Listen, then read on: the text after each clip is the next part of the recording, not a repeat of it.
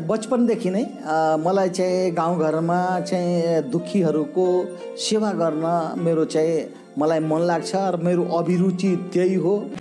12 वर्ष अघि इटा भट्टामा निर्मम ढङ्गले जिउँदै मान्छे हालेको देख्नेहरू अहिले पनि छन्। सरकारी वकिल कार्यालयले आलम विरुद्ध घाइतेहरूलाई जिउँदै जलाएको अभियोगमा मुलुकी ऐनको ज्यान सम्बन्धी महल अनुसार र मुलुकी अपराध संहिता अनुसार कारबाही गर्न माग गरेको छ, जुन कसुरमा सर्वोच्च सहित जन्म कैद हुने व्यवस्था छ।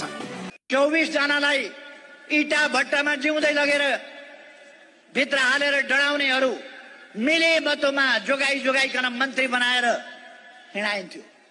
अहिले त्यस्ता अपराधीहरूलाई हामीले हतकडी लगाएर झ्यालखानमा हालेका छौँ। मन्त्रीमण्डलमा राख्ने होइन, त्यस्ता अपराधीलाई झ्यालखानमा हालेका छौँ। 5 जना मान्छेलाई इटा भट्टामा जलाएर हत्या गरेको भनी अदालतबाटै जन्मकैद सजाय पाएका काङ्ग्रेस नेता पूर्व मन्त्री अफ्ताब आलमले सफाई पाएका छन्।